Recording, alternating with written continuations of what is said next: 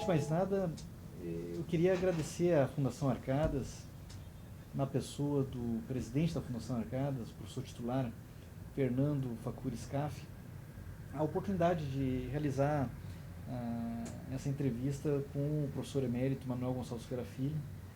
E expresso aqui também a minha satisfação de ter essa oportunidade ao lado do professor Dr. Roger Strichmann Leal, de modo a tomar subsídios, depoimentos do professor Manuel acerca do quanto ele viveu na faculdade, das pessoas com quem ele conviveu na faculdade. E eu me recordo que em junho de 2024 houve uma disciplina de pós-graduação em homenagem aos 90 anos de Manuel Gonçalves Ferreira Filho. Aliás, a disciplina terminou no dia do aniversário do professor Manuel, no dia 21 de junho de 2024, quando completou 90 anos. E nessa disciplina, na aula de abertura, o nosso diretor, o professor titular Celso Fernandes Campilongo, rememorou. O professor Manuel ingressou na faculdade em 53 e colou grau em 57 e depois voltou como docente, livre docente, professor titular. E aí o professor Campilongo disse o seguinte: olha, daqui a 3 anos a faculdade completa 200 anos. E mais de 1/4 da história da faculdade foi vivenciada com o Manuel Gonçalves Ferreira Filho. E mais do que isso, o professor Manuel fez parte como protagonista dessa história. É protagonista dessa história porque aposentado não parou de dar aulas, de produzir, de orientar.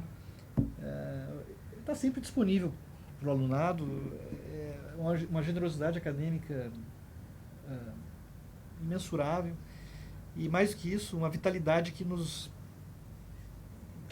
incentiva. Então, professor, muito obrigado pela oportunidade, também ao senhor. Vamos cumprir aquilo que a Fundação Arcadas pede, em termos de depoimento. O que o senhor nos conta da sua vida como aluno da Faculdade de Direito do Lago São Francisco? Bom, eu sou de uma família de recém-imigrados de Portugal. O meu avô era português, mas o meu pai chegou a engenheiro formado na Politécnica. É aquele diploma que está lá na minha sala, que dá confusões, que tem gente que pensa que eu fui formado em engenharia e direito, lá na minha casa. O meu tio também era engenheiro, e assim todo mundo achava que eu ia estudar engenharia. Na verdade, eu, relativamente cedo, optei por estudar direito, porque eu achava que eu tinha mais jeito para isso, ou achava que era mais bonito ser advogado ou ser juiz do que ser engenheiro. Na verdade, o meu pai nunca se opôs a isso, mas tinha uma exigência: eu precisava tirar boa nota de matemática. Então, se vocês olharem o meu currículo no ginásio e no colegial, eu era o primeiro aluno de matemática da classe. Na verdade, eu nasci em 34. E em 34, o Brasil era bem diferente e São Paulo era bem diferente. Porque São Paulo ainda sofria das consequências da derrota na Revolução de 32. É claro que em 34 eu não sabia nada disso.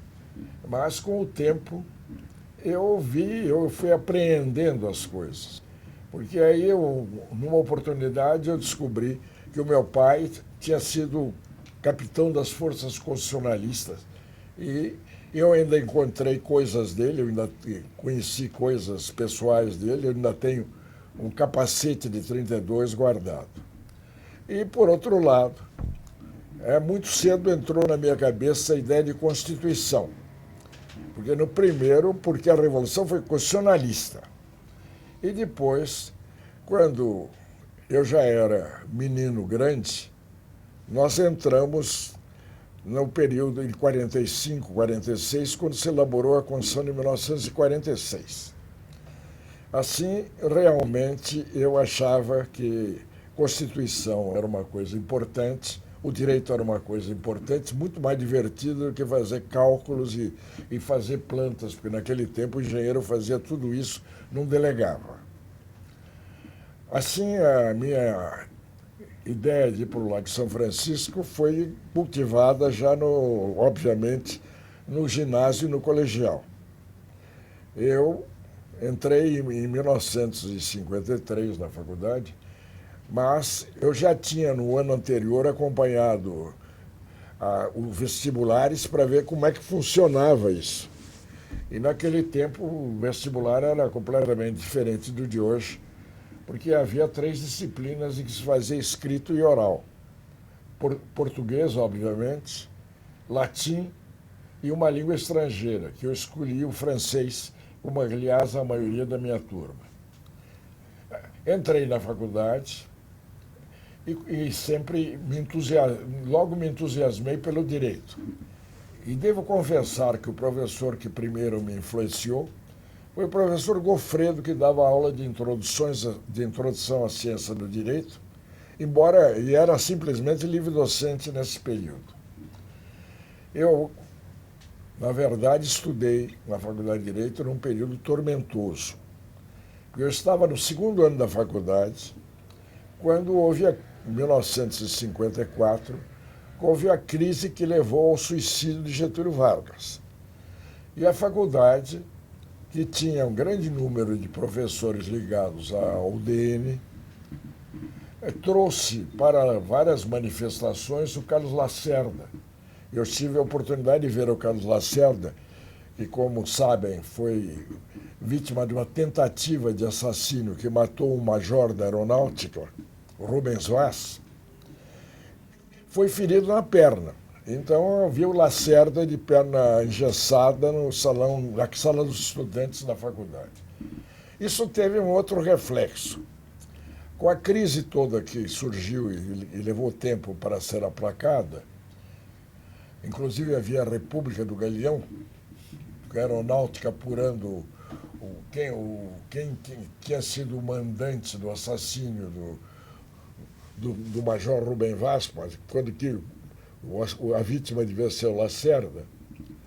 Nesse período, a faculdade, extremamente politizada, praticamente parou as suas aulas. E, particularmente, parou as de direito constitucional, que exatamente no ano em que eu deveria estudá-lo. Porque o meu professor de direito constitucional era o professor Cândido Mota Filho. Se as aulas já foram perturbadas por causa dos acontecimentos, o professor Cândido Mota Filho foi escolhido pelo o vice-presidente Café Filho, que assumiu a presidência da República com a morte de Getúlio, como ministro. E mais tarde ele foi de ministro da Justiça, se não me engano, da Educação, para ser membro do Supremo Tribunal Federal. Na verdade, eu só encontrei com ele, aliás, nunca mais encontrei com ele, já fiz como professor o discurso de homenagem à morte dele. É claro que a faculdade, extremamente politizada nesse tempo, era politizada de outro ângulo, era contra ou a favor o Getúlio, mas a favor o Getúlio era um grupo muito pequeno, encabeçado pelo Almino Afonso, que é meu contemporâneo. O Eivis Gandra, que fez aqui, se destacava, embora seja meu colega por pouco tempo, porque ele não foi desde o começo, por ser um parlamentarista. E pertencia ao grupo dos parlamentaristas o professor Dalmo Dallari também. Isso realmente, esse período foi um período tormentoso. Como eu quis, ao me formar, aprofundar os meus conhecimentos de direito, eu consegui ir para a França. E fui com a minha namorada, quer dizer, casado com a minha namorada para lá. Naquele tempo não se viajava antes de casar. E lá, em Paris, eu, na verdade, inicialmente pensei em estudar direito civil, porque, claro, eu estava um pouco decepcionado com o direito constitucional, com tudo que eu tinha visto e assistido. Mas a história me perseguiu, porque eu cheguei em Paris exatamente no momento dos tertores da Quarta República Francesa, porque foi o momento em que havia a Guerra da Argélia, a Revolução, e houve um belo dia que o exército francês de operação na Argélia comunicou que não obedecia mais o presidente do Conselho de Ministros. Só estava lá. Aí o que aconteceu? O general de Gaulle foi chamado a assumir o poder. Mas o general de Gaulle era, embora militar e ser um herói da Primeira Guerra, o general de Gaulle era um homem hábil em assuntos políticos. Ele disse que não queria chegar ao poder pelo apoio dos militares. Então ele conseguiu que a Assembleia Nacional Francesa fizesse uma emenda constitucional em que o governo do de Gaulle teria o poder de estabelecer uma nova Constituição desde que fosse aprovada essa Constituição por um plebiscito. Aí, evidentemente, eu esqueci do direito civil e comecei a me interessar profundamente por direito constitucional. Se não houve uma constituinte nesse tempo, o debate se fazia nos jornais e vários daqueles que depois que eram professores da Faculdade de Direito de Paris escreviam e discutiam. E assim eu me matriculei no curso de constitucional. O curso era necessário como habilitação para defender uma tese e já era de doutorado. O curso tinha 4 disciplinas, e eu acho importante mencionar isso por aspectos que talvez sejam levantados adiante. Uma disciplina, obviamente, era direito constitucional. Ela era ministrada pelo professor Paul Bastide, que era um senhor idoso, e dava aula de beca com decorações. Mas era um historiador também do direito constitucional importante, que ele tem um livro sobre Sieyès, ele tem um livro sobre Constant, e era um professor com o qual eu aprendi muito. Apenas o exame de direito constitucional importava não só o que ele tinha dado, como todo o programa de graduação. E aí acontecia aquele problema. Eu não tinha aprendido praticamente nada de constitucional na Faculdade de Direito, pelas razões que eu já expus. Aí eu tive que estudar direito constitucional no Beabá, independentemente do curso. A segunda disciplina era a História das Ideias Políticas, que era dada pelo Jean-Jacques Chevalier, que tinha vários livros sobre a matéria e que me fez mergulhar na história da filosofia política, desde Aristóteles até os nossos dias. É claro que não profundamente, mas eu me habituei a ter de ler ou ter de levar em conta o que tinham dito no passado. E todos sabem que eu me apaixonei por Montesquieu, porque não há aula que eu não cite Montesquieu. Foi desse curso. A terceira disciplina era Direito Público Geral.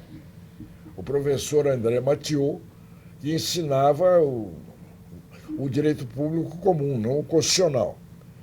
E ele usava muito um autor francês que conhecia muito os alemães, que era o Carré de Malberg, que tem um livro, uma contribuição ao estudo da teoria do Estado. Kelsen, naquele tempo, não era importante lá. E o quarto professor era o professor Duverger. A disciplina era ciência política. Não tinha esse nome, mas era essa. E o professor Duverger, embora fosse um pouco boêmio, o professor Duverger é que chamou atenção para mim que você não compreende a dinâmica da vida política constitucional se você não tiver conhecimentos de ciência política. Não ficar atento apenas ao que dizem as normas constitucionais, que frequentemente não são seguidas a pé da letra ou não são nem seguidas. Isso me chamou a atenção e me marcou, como acho que os meus alunos até hoje percebem. O professor, eu não tive intimidade com o professor Duverger, mas realmente eu fui bastante influenciado por ele. Tanto que quando chegou o momento de fazer a tese de doutoramento, eu optei para ser orientado pelo mais famoso professor de Direito Constitucional daquele tempo, que era o Jorge Vedel. E tem uma lista de herdeiros importantes, inclusive o professor Favoreux, que várias vezes esteve comigo, eu estive com ele na França e ele esteve aqui no Brasil.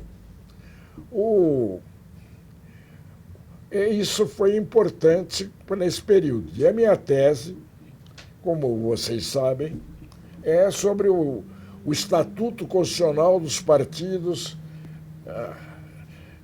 na França, no Brasil, na França, na Itália e na Alemanha. Eu, na verdade, escolhi esse tema, porque eu achei que era um problema simples, que tinha a ver com só 4 artiguinhos, e cada Constituição não tinha um artiguinho. A brasileira nem artigo tinha um parágrafo. Tinha um item da Declaração de Direitos. Só que aí, quando eu comecei a aprofundar o assunto, caiu sobre mim toda a discussão sobre democracia, isso e aquilo. Foi um trabalhinho mais penoso. Essa tese foi depois traduzida e publicada em português como Estatuto Constitucional dos Partidos Políticos.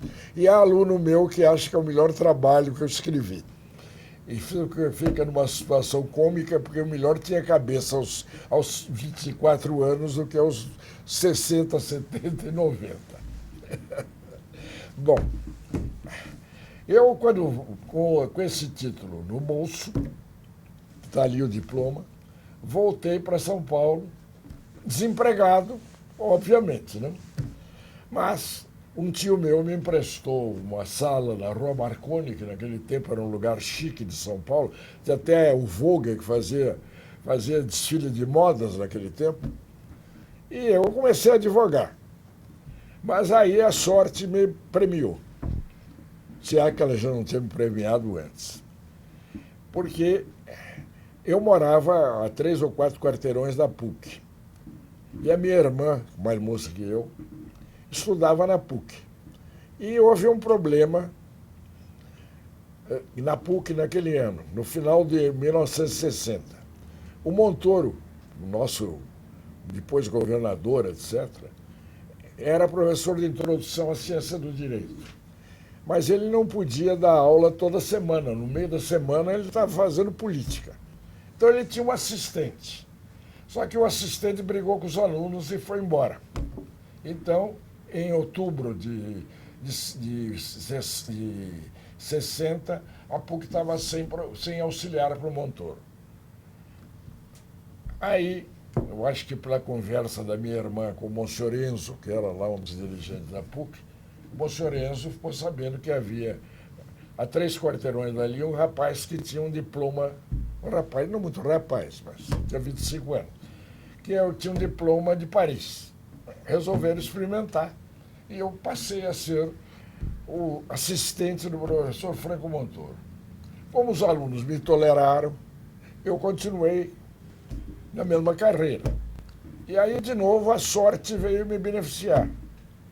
Houve uma briga. Claro que eu não fazia parte da congregação da PUC, mas houve uma briga numa reunião da congregação da PUC entre o Oswaldo Aranha Bandeira de Melo, que depois foi até reitor da PUC, e o professor Meirelles Teixeira, que era o professor de constitucional.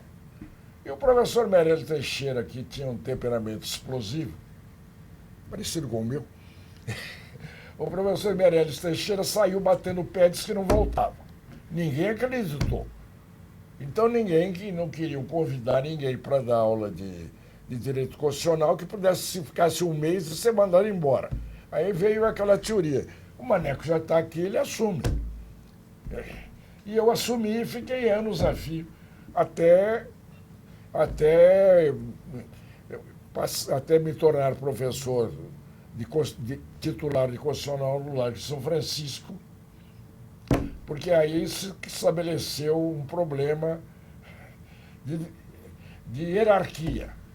Na PUC eu era um jovem professor de constitucional. No Largo de São Francisco, anos depois, eu era diretor, e o Geraldo Ataliba era o diretor, era o manda-chuva da Faculdade de Direito, e no Largo de São Francisco ele não era.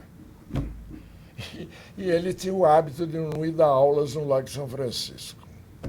Aí já criou um problema que eu tive que resolver e foi desagradável e eu deixei de dar aula na PUC. Mas se eu fui professor da Católica, eu tinha a ideia e a ambição de ser professor do Largo de São Francisco. E, na verdade, eu cheguei a preparar uma tese para disputar a livre docência ainda no começo dessa década. Mas até eu escrevi um tema errado, porque eu escolhi o tema primeiro do parlamentarismo. O parlamentarismo morreu, eu joguei fora essa tese. Outra tese que eu comecei nessa época, mas não concluí, foi uma tese sobre o processo legislativo. Aí é um episódio interessante. Eu encontro na rua com um colega meu, o Zé Afonso da Silva, que me disse que ia disputar um concurso em Belo Horizonte. E eu disse que eu pretendia fazer uma livre docência. Aí, na conversa, eu pergunto, o que você escreveu sobre o quê? Ele disse que tinha escrito sobre o processo legislativo. Me disse que estava com o trabalho pronto. Aí eu desisti de novo do processo legislativo. Aí aconteceu um fato curioso. Depois disso, eu andei procurando a tese. Mas no tempo que eu estava procurando essa tese, ainda havia uma figura que hoje desapareceu, que era o jornaleiro que gritava as notícias. Então eu estou chegando lá no escritório meu, emprestado, como eu já disse, quando eu ouço um jornaleiro gritando, estado de sítio, estado de sítio. Porque, se a memória não me falha, ela falha muito, em outubro de 63, o João Goulart, presidente da República, chegou a querer instaurar o estado de sítio, porque houve uma série de agitações, especialmente na Força Aérea, como depois houve na Marinha e ele caiu. Mas não foi aprovado o estado de sítio. Eu achei que o estado de sítio era um tema. Fui procurar os autores, praticamente o único que tinha tratado do assunto era o Rui Barbosa, mas o Rui Barbosa tinha tratado na última década do século XIX. Eu, evidentemente, tinha coisas que tinham acontecido depois. Inclusive o artigo 16 da Constituição Francesa de 1958, que eu tinha visto se fazer. E aí eu fiz essa tese, com a qual eu me inscrevi para a livre docência e fui aprovado no concurso em 1965. Eu devo dizer que eu tive aí uma banca de peso pela frente, porque eu tive na banca Ataliba Nogueira, Miguel Reale, Pinto Antunes, Alfredo Buzaide e o Moacir Amaral Santos, ou seja, 2 futuros membros do Supremo Tribunal Federal. Eu fui aprovado. Mas eu devo dizer que o professor Miguel Reale deve ter percebido que eu tinha uma deficiência em algum aspecto. Porque ele, gentilmente, depois do concurso, me convidou que ia ao escritório dele e me sugeriu que estudasse um autor italiano chamado Costantino Mortati, Istituzione di Diritto Público, que eu estudei porque eu percebi que aquilo era um bom conselho. Mas, como livre docente de constitucional, havia livres docentes mais antigos do que eu.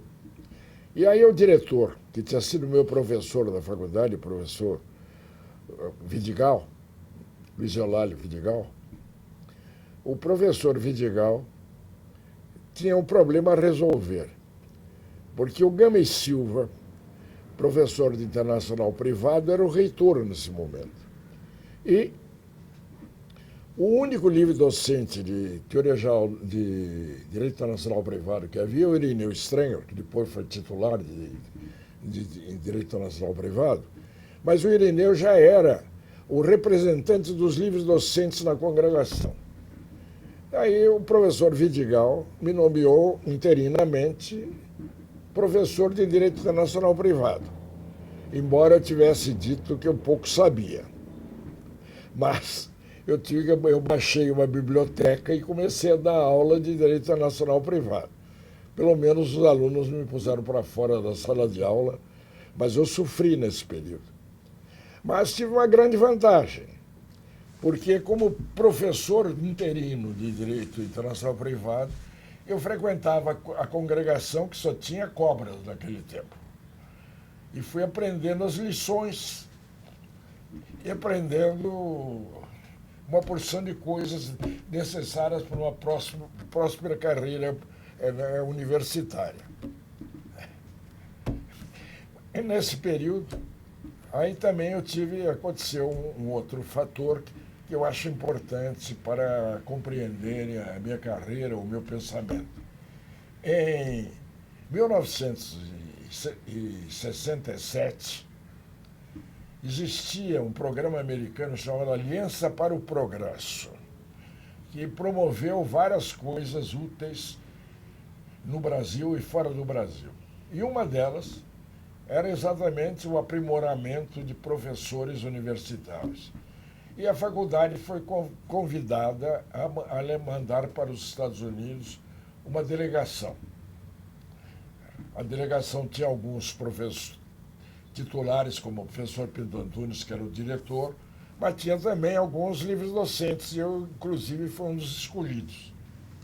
Nós fizemos, primeiro, umas visitas pelos Estados Unidos, fomos a Washington, fomos recebidos na Suprema Corte pelo o juiz William Douglas, que era um juiz muito importante naquele tempo. Eu até ganhei um livro com dedicatória dele. E depois tivemos um curso em Colômbia. O curso era destinado a nos fazer mudar de programa, de modo de ensino. Os americanos queriam vender a ideia do processo do caso, em vez do nosso sistema, que é um sistema mais literário, digamos assim. Mas isso não pegou. Mas nós aprendemos alguma coisa lá. Eu aprendi muito. E, inclusive, tive a oportunidade de encontrar, especialmente nas livrarias e bibliotecas, livros sobre ciência política, porque a ciência política americana era bem desenvolvida. Aí eu conheci a obra de Doll, de Huntington, etc, etc, etc, e depois eu cultivei isso por muito tempo, que era um desdobramento, uma evolução daquilo que eu tinha aprendido com o Diverger. 2 anos depois, em 69, houve o concurso para a sucessão de Cândido Mota Filho.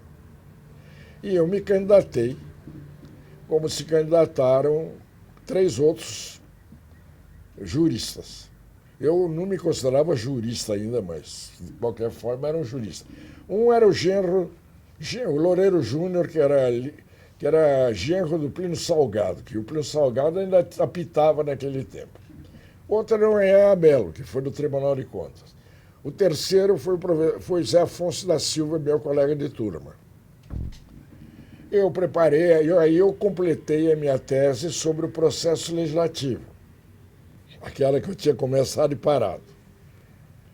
E tentei a sorte. Ainda nas vésperas, houve um professor da faculdade que disse para o meu tio, aquele que tinha me emprestado a sala, que eu não devia concorrer porque eu ia perder. Porque nas elucubrações políticas, como a faculdade tinha várias lideranças integralistas como o professor Goffredo e até o Reale e o Busaid, embora o Reale já estivesse se desvinculando disso, e o Busaid também, achavam que o Loureiro Júnior era infalível, ia ganhar. Mas eu ganhei. O segundo foi o professor Loureiro Júnior, o terceiro foi Enea Mello, o quarto, o José Afonso da Silva. Assim, eu me tornei, com 35 anos, titular de Direito Constitucional na faculdade. É por isso que depois eu durante muitos anos, tapei a carreira de uma profissão de gente. Não, aí, quando eu assumi a diretoria da faculdade, é claro que eu não deixei de dar aulas. E foi um momento também importante na história do direito aqui. Não no meu caso, mas foi um momento que começaram os cursos de pós-graduação. E eu, com isso, fui um dos iniciadores do curso de pós-graduação que não havia em todas as universidades brasileiras. E isso eu nunca deixei de cultivar, porque eu, mesmo tendo ocupado outros cargos, eu nunca deixei de dar aula por lá.